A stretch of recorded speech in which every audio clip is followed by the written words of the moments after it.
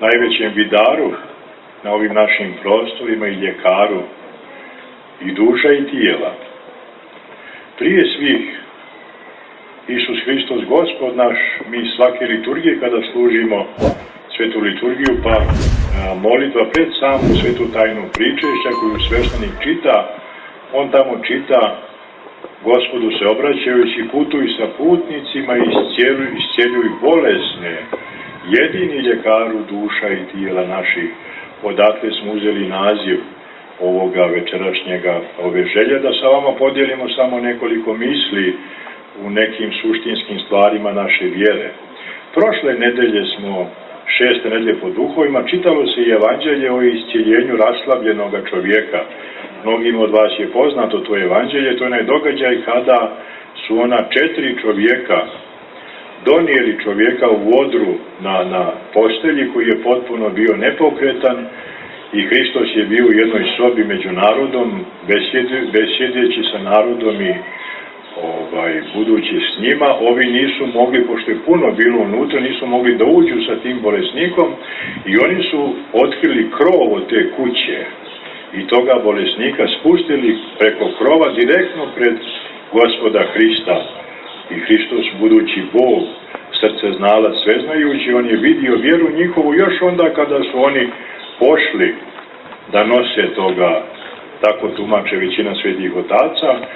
I Gospod kaže, prvo što kaže: čedo, opraštaju ti se grijesi tvoji.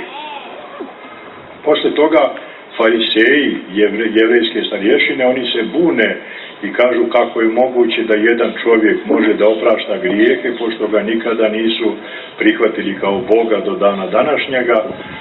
I Gospod, da bi njima pokazao da je istinski Bog, on posle toga kaže: ustani i uzmi odar svoj i hodi. Ovo je najinteresantnije čudo koje Gospod čini, zato što u njemu vidimo upravo da Gospod prvo liječi dušu ovoga bolesnika, a onda njegovo tijelo. Šta nam to govori? To nam govori da stara latinska poslovica je govorila: orandum est, mens sana in corpore sano. Molimo se da u zdravom tijelu bude zdrav duh. Vi ste sigurno svi čuli za tu poslovicu.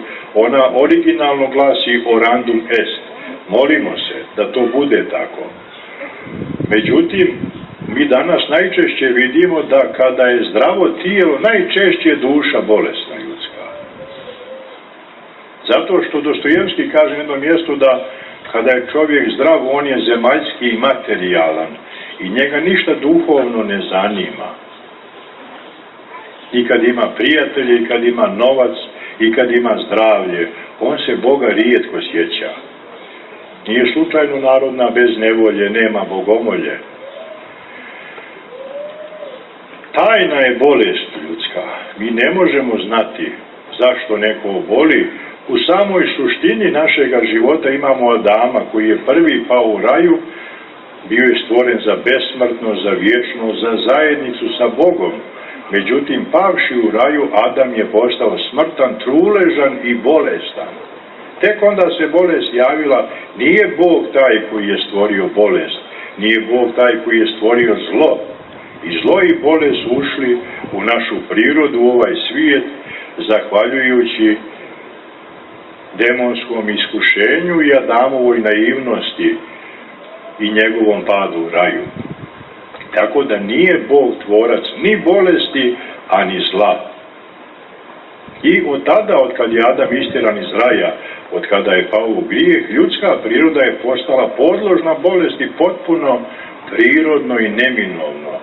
Zato što čovjek vremenom, kako vrijeme prolazi, a većinom čineći greške protiv svoga zdravlja, svakodnevno, govorimo o tjelesnom zdravlju, kažu i vrsni oci medicine kao što je Paracelsus, da šta je u stvari bolest nego sitne greške protiv zdravlja koje se ponavljaju dug vremenski period.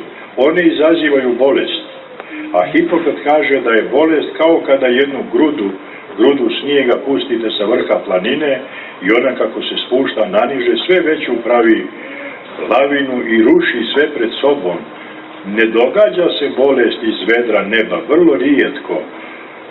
Vladeta Jerotić je često znao da kaže da mi nismo svjesni u toku jednoga dana kakva se drama odigra u našem organizmu, koliko rakova ili ostalih bolesti pobjedi naša imunološka tvrđava. Međutim, da bi s druge strane kineska medicina kaže da tuga i briga stvaraju bolest.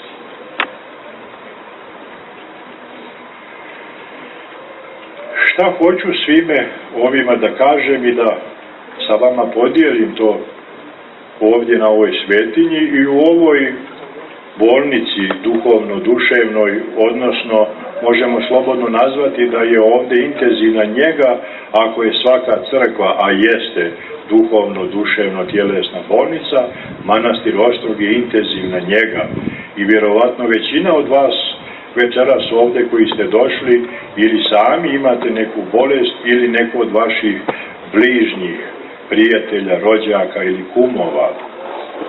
I mi vidimo na početku kada pomenu ovoga raslavljenoga da Gospod iscijeljuje njega po vjeri njegovih prijatelja.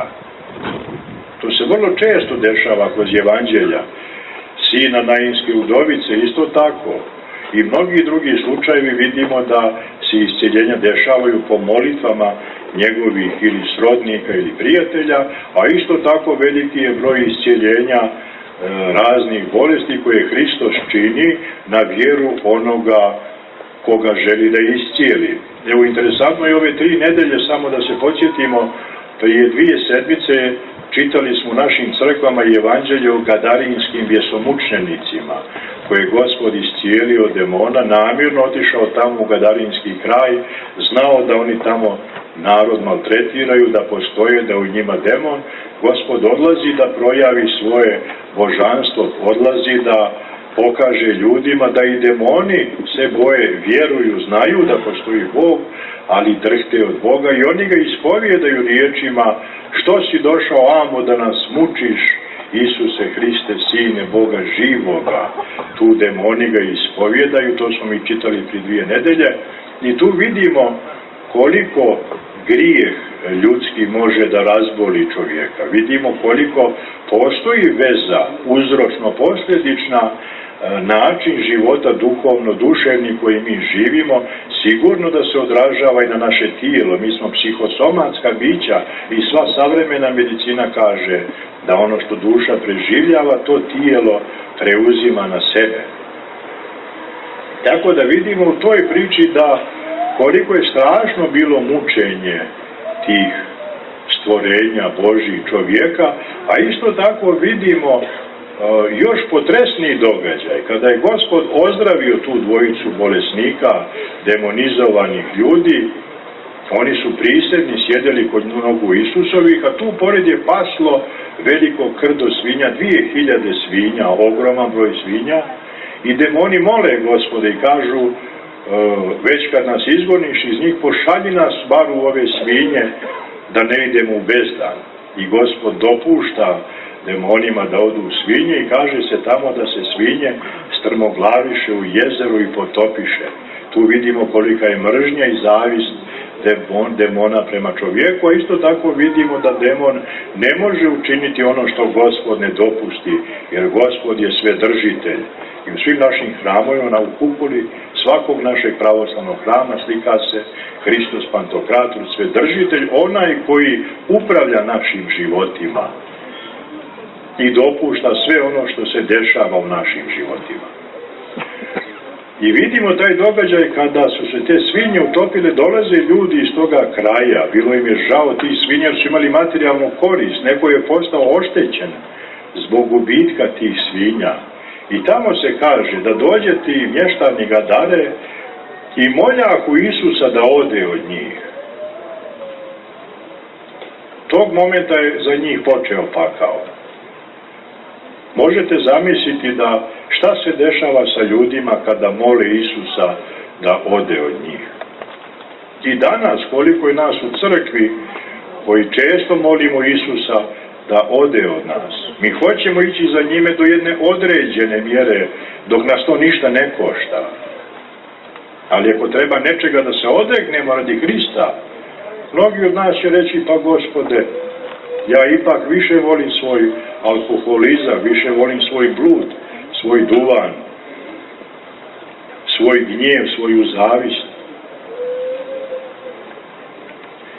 To je bila neka poruka toga evanđelja koje smo čitali. Ovo sada raslavljenoga vidimo da Gospod iscijeljuje dušu i tijelo, i sutra evanđelje koje će se čitati jeste dvojice slijepaca koji čuli su da je došao učitelj, čudotvorac, hodi, prolazi kroz Judeju, vaskrsava mrtve, liječi sve bolesne u ljudima, i oni čuvši to dolaze i viču, Isuse, sine Davidov, pomiluj nas. A oni pita, vjerujete li vi da ja to mogu učiniti? A oni kaže, vjerujemo, i Gospod kaže, po vjeri vašoj neka vam bude. I najčešće se ta rečenica u susretu sa Hristom čuje od svih onih bolesnika koji idu za njime tražeći sebi lijeka i iscijeljenja. Ono što Hristos od njih traži jeste vjera njihova da Hristos može njih ozdraviti, iscijeliti i pomoći. Kako Gospod, tako i apostoli njegovi čine čuda, potpuno ista kao i Gospod Hristos. Kad čitamo djela apostolska, vidimo i apostol Petar i Jovan, čuda potpuno ista kao i Gospod Hristos čine. Posle njih mučenici, posle toga evo svetitelji, da dođemo danas koliko je svetitelja na kugli zemaljskoj koji pomažu svaki dan, liječe od svih bolesti kao što je Hristos onda liječio, evo i sveti Vasilije. Danas isto tako liječi onoga koji sa vjerom pristupa. Ali šta je problem bolesti kao bolesti? Rekli smo, mnogi su razlozi zašto čovjek oboljeva. Prvi i osnovni razlog je truležna ljudska priroda koja se prirodno i neminovno vremenom razboljeva i na kraju strada i umire, zahvaljujući Adamovom prestupu i Adamovom grijehu. To je jedan od razloga. Imamo mnoge svetitelje koji boluju od raznih bolesti, iako su svetitelji. Čitamo tamo u knjizi propovjednika, i pravednome i grešniku isto biva. Obojica boluju. Nema razlike velike. Kažemo, tajna je bolest ljudska. Međutim, većina svetih otaca crkve pominju da ako čovjek živi hrišćanskim načinom života, ako živi u crkvi, ako živi po svetim tajnama, ako živi u postu i molitvi, ispovijesti i pričešću, i ako živi, tako da kažem, na podvižnički način koliko je to u njegovim mogućnostima, oci crkvi kaže da će se takvi ljudi rijetko razboljeti. A suprotno tome, onaj koji ne živi hrišćanskim načinom života, onaj koji je kršten, ali ne živi po zapovijestima Božjim, nego živi po ovozemaljskom načinu, odnosno grešnim načinom života, najčešće Gospod dopusti njemu bolest da bi ga očistio od njegovih grijehova. Tako da crkva posmatra bolest kao posjetu milosti Božje, i to najčešće bolesti jeste. Zašto to kažemo bez nevolje? Nema bogomolje. Upravo je to taj moment o kome pričamo. Ali ovo što pomenu ko živi hrišćanski, vi uzmite i sami koliko je danas svetitelja pored svetog Vasilija. Sjetimo se svetog Nektarija Eginskog koji liječi od raka veliki broj svakodnevno ljudi koji mu dolaze. Da ne pominjemo sada mnoge druge. Evo sada ovdje neki čovjek me pita za vid, da ima problema sa vidom.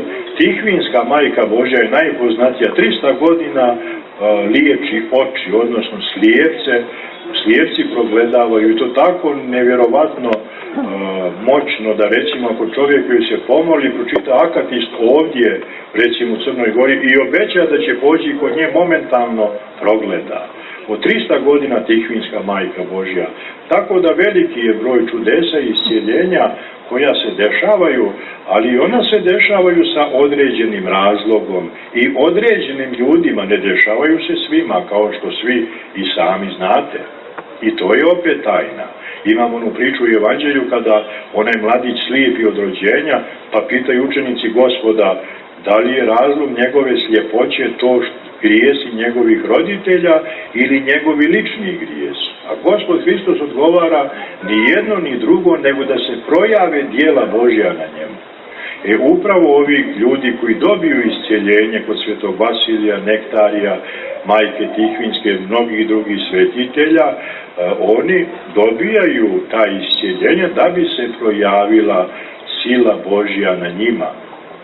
Međutim, rekoh, bolest kao bolest, sveti oci crkve, rekoh, i svetitelji su bolovali, i grešnici boluju, ali sveti oci crkve predlažu ljudima da ako je bolest prisutna, čovjek treba da osmisli prije svega svoju bolest.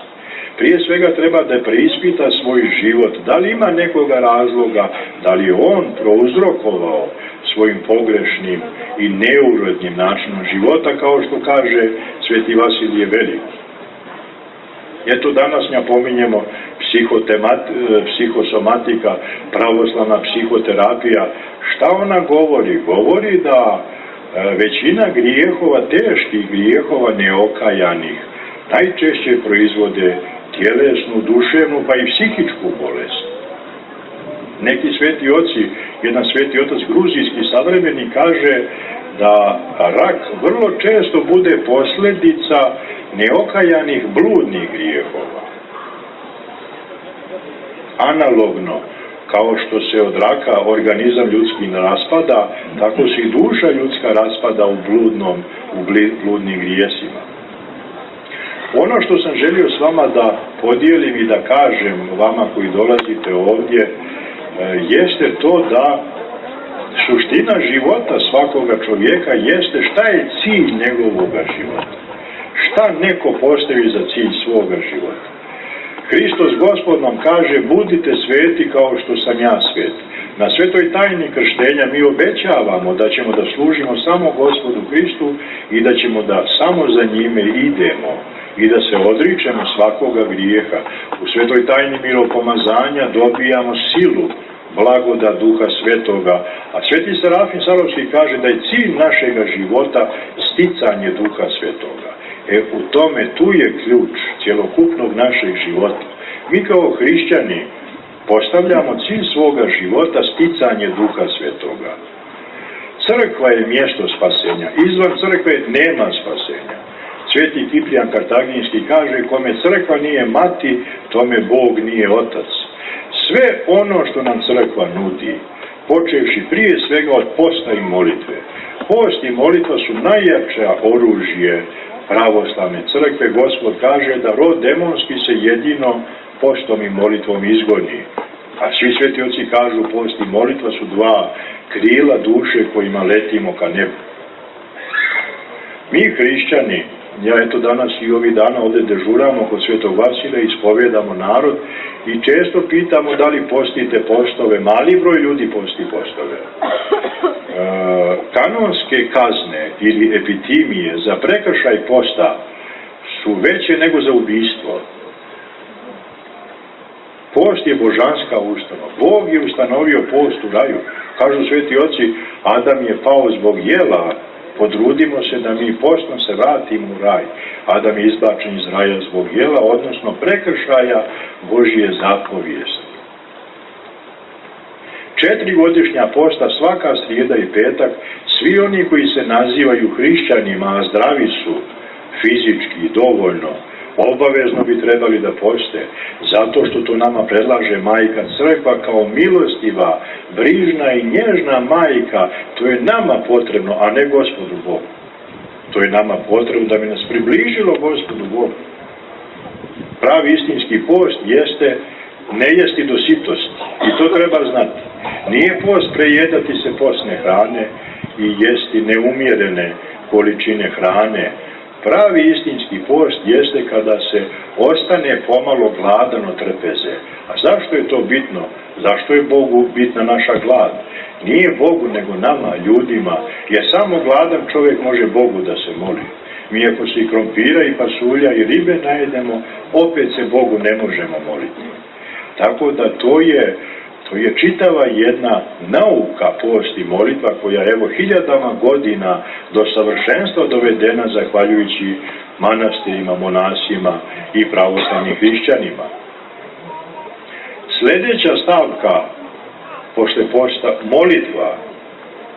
Pitamo ljude da li čitate jutarnje i večernje pravilo, molitvenike. Mi evo ovdje prodajemo 10-15 vrsta raznih izdavača molitvenika. Molitvenik je azbučnik molitve. Mi treba da počnemo da se molimo obavezno molitvenikom, zato što su molitve u molitveniku pisali sveti Božji ljudi. Mi kad tamo čitamo, pisao je sveti Vasilij Veliki, Grigorije bogoslov, Simeonovi bogoslov, i mi se napajamo duhom njihovim, duhom pokajanja, i napajamo se duhom poznavanja Boga na pravi istinski način. Zato je neophodno se moliti molitveniku.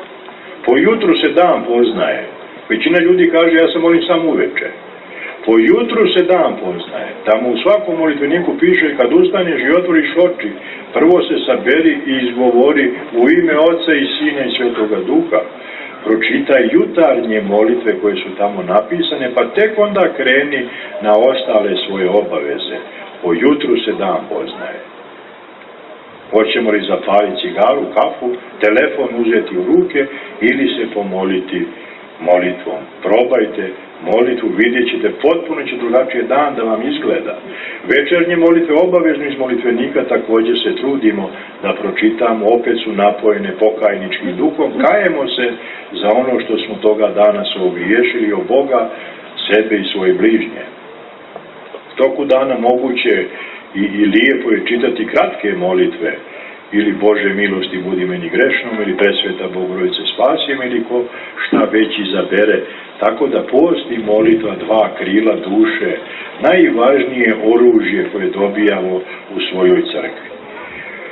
Posle toga, vrlo je bitno čitati Sveto pismo Novoga Zavjeta. Tamo je napisano kako mi hrišćani treba da živimo.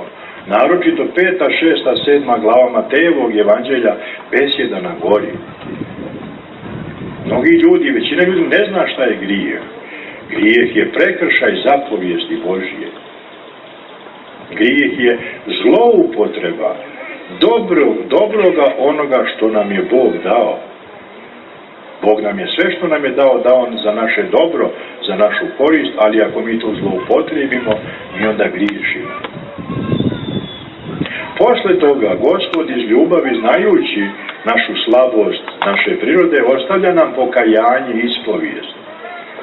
Zaboravili smo da se kajemo, zaboravili smo da se ispovjedamo, zato su pune ludnice, bolnice, psihijatrijske ustanove i zato je toliko drugih bolesti.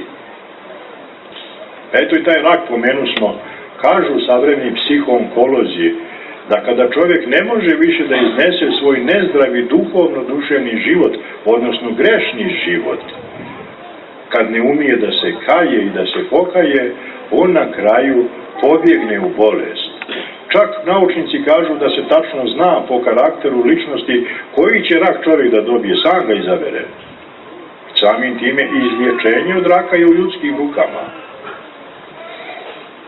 Da, kao i većine bolesti, sigurno s božanskom pomoć.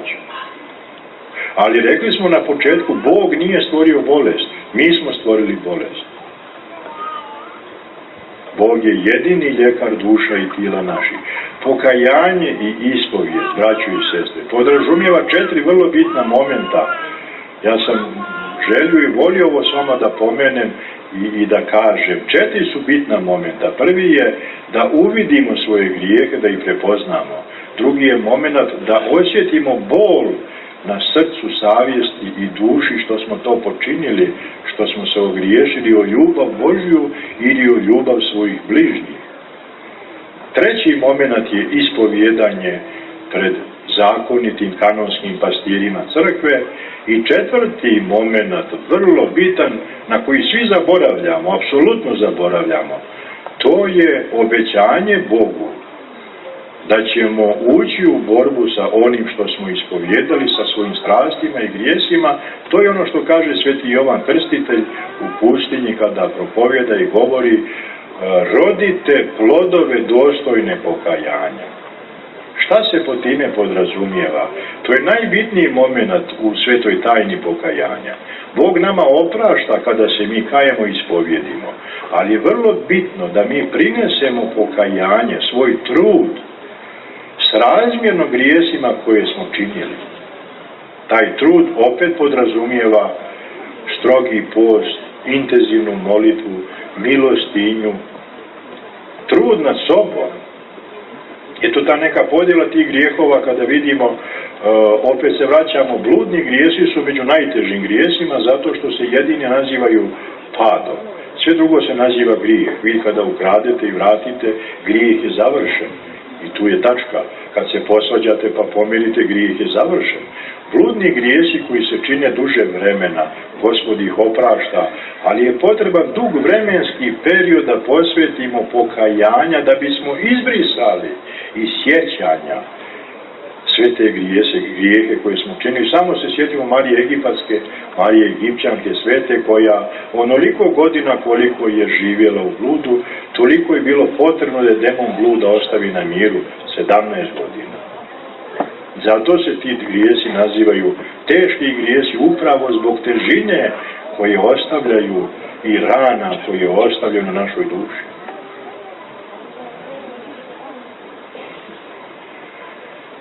Pokajanje i ispovijest je zaboravljena terapija, najsavršenija od Boga nama data. Pokajanje i ispovijest. I na kraju, kruna svega cjelokupnog našeg života je sveta tajna pričešća. Mi u svetoj tajni pokajanja pokazujemo rane svoje duše ljekaru Hristu Gospodu, a On je taj koji nas čisti, iscijeljuje, ozdravljuje u svetoj tajni pričešća kada mi se sjedinjujemo sa njime i On nas čisti od krivice za naše grijehe, jer krivica je ključni problem savremenog čovjeka i društva, kao i vazda što je bila krivica i strah. Svaki grijeh prati krivica i strah. I suština je kako se čovjek suočava, odnosno kako osmišljava svoju krivicu. Crkva nas poziva da se kajemo, ispovjedamo, pričešćujemo i na taj način da je riješimo i u buduće da se čuvamo toga i da se borimo. U slučaju da padnemo, opet odmah trčimo da se ispovjedamo, da operemo svoju dušu. Nemojte to da vas buni, mi kada majicu isprljamo, odjeću, tijelo, odmah ga peremo. Koliko dnevno vremena svome tijelu posvetimo, a šta duši svojoj, koliko duši svojoj dnevno vremena posvećujemo. Tako da u pokajanju pokazujemo rane svoje duše Hristu ljekaru, a sveta tajna pričešća sami Gospod dolazi u nas i čisti nas, preporađa, vaskrsava, ali je vrlo bitno da mi posle toga ne budemo, kao što kaže u Svetom pismu, svinja koja se okupala pa se ponovo u blatu prlja ili kao pas koji se vraća na svoju bljuvotinu. Bitno je da odlučimo i da krenemo da živimo onako kako to Bog od nas traži, kako to Bog od nas zahtijeva. I kad su pitali svetog Serafima Sarovskog kakva je razlika između nas savremenih hrišćana i onih koji su živjeli prije 300, 500, 600 godina ili 1000, samo u odlučnosti, je rekao sveti Serafim. Samo je stvar odluke naše. Mi ljudi se kolebamo između 3 volje. Postoji Božja volja, demonska volja i ljudska volja. Božja volja uvijek dobra, tiha, nenametljiva. Gospod nas stalno poziva, ali tiho, nenametljivo. Demon nas stalno bombarduje. Bombarduje mislima i pomislima, zato što ne zna hoćemo li mi pristati na to što nam on nudi, a mi ljudi se kolebamo između jednoga i drugoga i kao što kaže Dostojevski, a mjesto borbe je srce čovjekovo. U srcu čovjekom se Bog i đavo bore, a naše koga ćemo izabrati za svoga gospodara, vladiku i prijatelja. Tako da svetitelji Hristos Gospod liječe naše bolesti, tjelesne bolesti, ali kao što rekao, bolest najčešće biva pedagogija Božja. Samo tumačenje riječi pedagogos, sveti Kliment Aleksandrijski, veliki svetitelj, Hrista naziva opedagogos. Na grčkom jeziku pedagog znači onaj koji gaji, uzdiže, njeguje, vaspitava, a ima još jedno značenje, znači njegu bolesnika. pedagogija znači pored ovoga svega i njegovanje bolesnika. I mi znamo onu prelijepu ikonu kada Hristos nosi onoga čovjeka na ramenima. Hristos je došao da sve nas ponese, da sve nas izliječi. Svima nam je prinio spasenje, samo je pitanje da li mi to hoćemo, da li mi to prihvatamo ili ne. Znači sve zavisi od naše slobodne volje i od naše slobodne odluke. Tako da rekao, bolesti kao bolesti u suštini su prisutne. Sveti oci savjetuju, kao što rekao, tu sam počeo pa nisam završio misao, da bolest treba da se osmisli prije svega, da joj se nađe neki smisao i prije svega da Bog blagodari Bogu na bolest.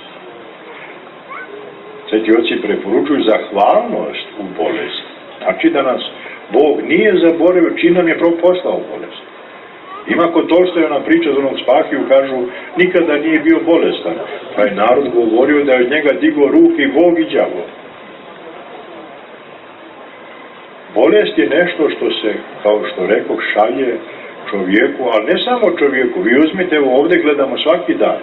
Jedan član porodice je bolestan, svi učestvuju u tome, svi stradaju zbog toga, svi mijenjaju svoj život zbog toga i najčešće svi se vrate Bogu kroz tu bolest jednoga od svojih članova familije. Iscijeljenje je u rukama Božjim, a ne u rukama ljekara i medicine. Medicina liječi, ali Bog iscijeljuje. Našto u savremenom načinu tehnološkom razvoja medicine i našto sjetimo se korone, koliko je medicina pala na ispitu liječenja čovjeka kada je svima bilo propisano isti lijek na kugli zemaljskoj. To nikada do sada nije bilo u istoriji medicine da svaki čovjek se liječi na isti način. To je suštinski promašaj medicinske, odnosno to je bila ideologija, politika, kako ćemo sve to nazvati, nije bitno. I kažu ljekari da recimo prije 100 godina ljekar je bio prijatelj porodice i on je poznavao sve ukućane, znao je njihove međusobne odnose, njihovu ljubav, njihove svađe, njihov način funkcionisanja i on je bio najbolji mogući ljekar jer uvijek mogao da pretpostavi odakle se neka bolest javila. Danas medicina je kao automehanika. Vi dođete i jedan liječi srce, jedan liječi nogu, treći ovo, četvrti ovo, ali ne posmatra cjelokupnoga čovjeka i ne da mu da osmisli svoju bolest. I sebe postavlja Bogom, odnosno onim od koga zavisi izliječenje.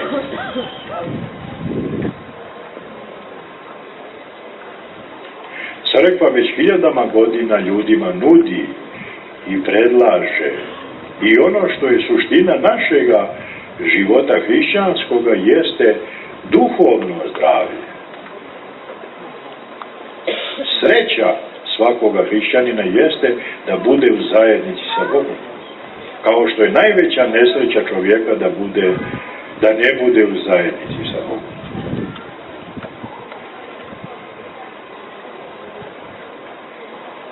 Crkva sve što, kao što rekao, nudi nam upravo da postignemo to duhovno zdravlje, koje je u stvari ljubav prema Bogu, ljubav prema svojima bližnjima, a i na kraju ljubav prema samome sebi, koju isto tako vrlo često zaboravljamo.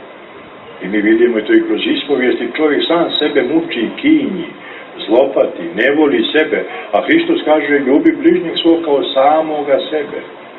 A da bi čovjek volio drugoga zdravo, mora sam da ozdravi od grijeha i od svoga egoizma. Jer ako sebe voli patološki, sve oko sebe će voljeti patološki. Zato mi idemo u crkvu, zato živimo hrišćanski, da ozdravimo od samih sebe. Mi smo svi bolesni. Jedini zdravi je Gospod Hristos i svetitelji Božji, zato mi kod njih i dolazimo i tražimo lijeka i spasenja, iscijeljenja, zacijeljenja cjelokupnog našeg psihofizičkog, odnosno naše ličnosti.